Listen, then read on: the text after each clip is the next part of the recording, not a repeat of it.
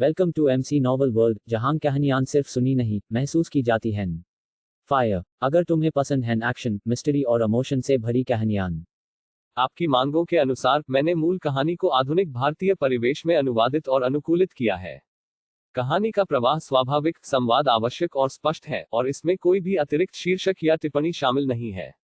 एक अनुभवी लेखिका की तरह प्रस्तुत कहानी। हेमंत ने कभी अदिति और चंदन को लड़ते नहीं सुना था। यह पहली बार था। उनकी गोपनीयता का सम्मान करते हुए हेमंत गलियारे के अंत में रुक गया। जब चंदन कमरे से बाहर निकला तो हेमंत की आंखें खुली। चंदन ने चिढ़ में अपने बाल सहलाए, इससे पहले कि कोने में इत्मीनान से खड़े हेमंत पर उसकी नजर पड़ी। दोनों पुरुषों ने एक दूसरे को बिना कुछ कहे देखा, फिर चंदन ने एक गहरी सांस ली। बिना एक शब्द कहे चंदन और हेमंत खुद को बगीचे की ओर जाते हुए पाए, मानो यही वह एकमात्र जगह थी जहां वे इस समय बात कर सकते थे। आज, और वो भी इस समय। चंदन ने सिरदर्द कम करने के लिए अपनी भौहें सहलाई।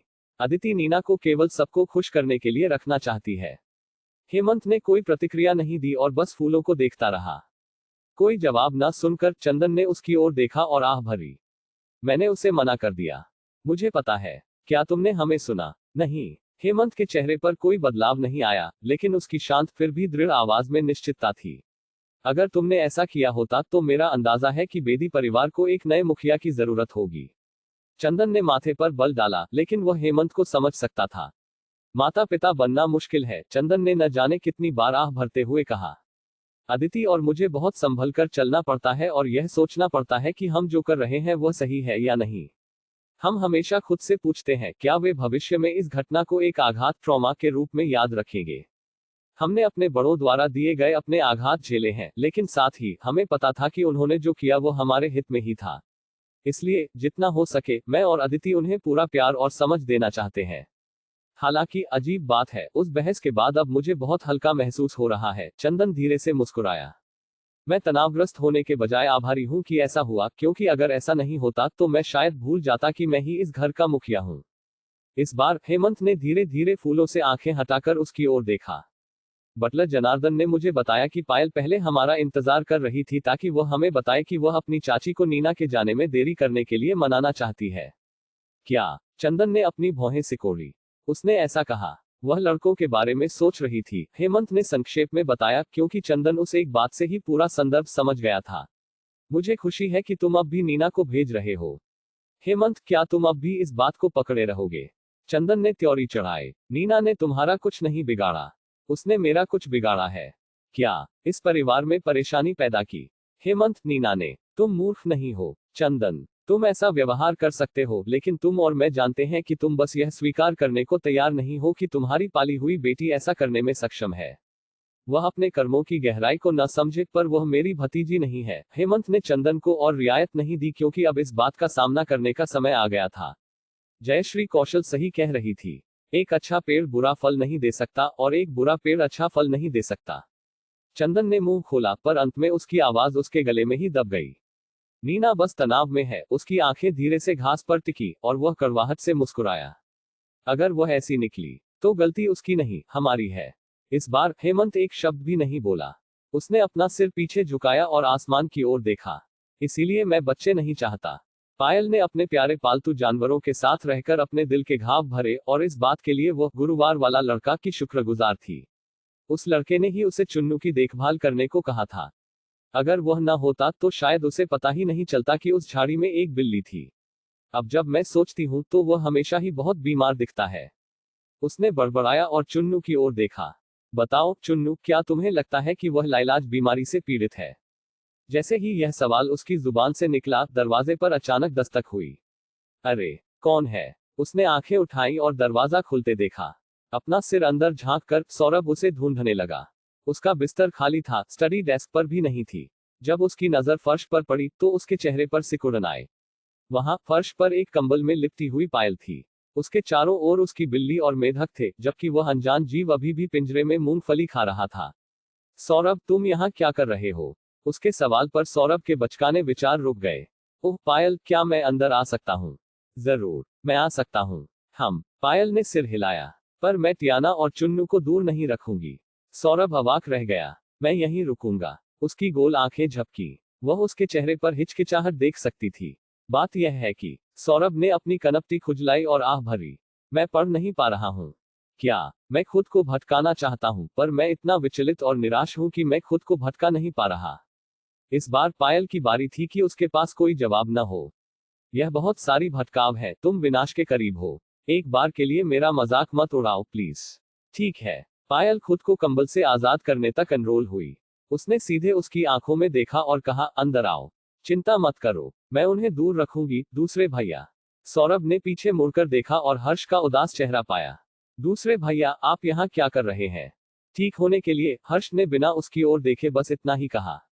पायल, क्या मैं अंदर आ सकता हूँ?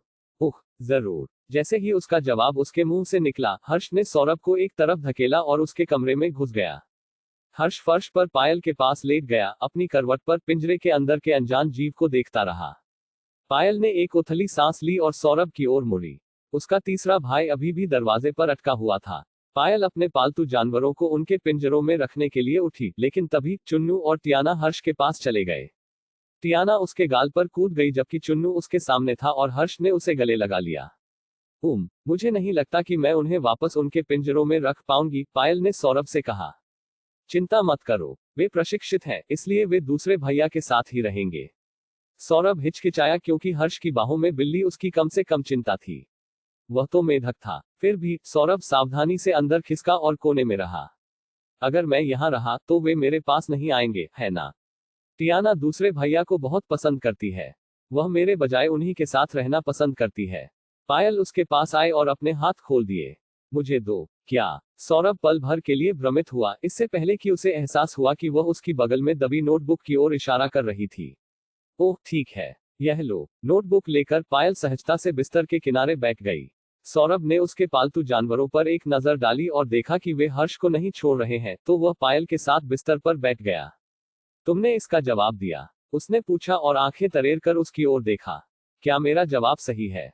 सब गलत है। ओह। पायल ने सिर हिलाया और नोटबुक नीचे रख दी, इससे पहले कि वह पेन लेने के लिए अपनी स्टडी डेस्क तक गई। जब वह लौटी तो उसने विस्तार से वे बिंदु लिखे जहां उसने गलती की थी, जो कि शुरुआत ही थी। सौरभ ने उसकी बात सुनी। मुझे अब भी समझ नहीं आया। जब उसने उसे घूरा तो उसकी सांस अटक गई। फिर से उसने बड़बड़ाया, लेकिन फिर भी उसने धैर्यपूर्वक एक बार फिर समझाया। इस बार वह हर अक्षर पर जोर दे रही थी। अब इसे फिर से करो। जब पायल ने नोटबुक और पेन दिया तो सौरभ ने अपनी गोद में रखकर जवाब दिया। उसने और कुछ नहीं कहा। पायल की आंखें अनजाने में हर्ष की ओर चली गईं। जब पायल यह सोच रही थी कि क्या किया जाए, तभी हर्ष बोला, मुझे माफ कर दो। हर्ष की आवाज शांत थी, लेकिन चुप्पी के कारण पायल और सौरभ ने उसके गंभीर शब्दों को स्पष्ट रूप से सुना। सौरभ ने अपनी नोटबुक पर लिखना बंद कर दिया और अपनी आंखें हर्ष की पीठ पर टिका दी। मैं नहीं चाहता था कि तुम वह सब देखो, लेकिन मैंने अपनी भावनाओं को अपने ऊपर हावी होने दिया। हमारे माता पिता हमेशा ऐसे नहीं होते। वे परफेक्ट नहीं हैं, लेकिन दिन के अंत में वे केवल हमारे लिए सबसे अच्छा सोचते हैं, उसने आगे कहा। पायल, वे तुम्हें भी दूर नहीं भेजेंगे। भले ही वे चाहें, मैं तुम्हारे साथ आऊंगा, उसने जोड़ा, जिससे उसका चेहरा विकृत हो गया।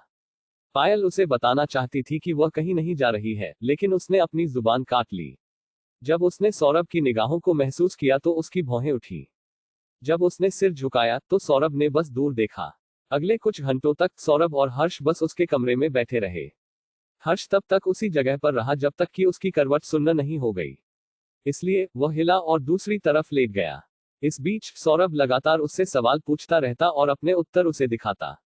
एक और घंटे बाद बटलर जनार्दन ने पायल के कमरे पर दस्तक दी। जब उसने दरवाजा खोला तो वह सौरभ और हर्ष को उसके कमरे में निष्क्रिय बैठे देखकर हैरान हुआ। बटलर जनार्दन, पायल ने पुकारा, जिससे बटलर जनार्दन का ध्यान वापस उस कारण पर गया जिसके लिए वह यहाँ आया था। कुमारी पायल, दूसरे और तीसरे छोटे मालिक, आपके पिताजी आपको पारिवारिक कमरे में बुला रहे हैं।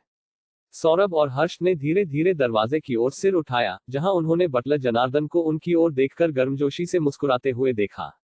यह एक पारिवारिक बैठक है। जेल में रहने के दौरान पायल ने एक कहावत सीखी थी, अपने दुश्मन को करीब रखो, अपने दुश्मन से प्यार करो, अपने दुश्मन को जानो और फिर उसे खत्म कर दो। हालांकि इस संदर्भ में वह इसे शाब्दिक रूप से नहीं करेगी, बस इतना कि उसे दूर रखा जा सके।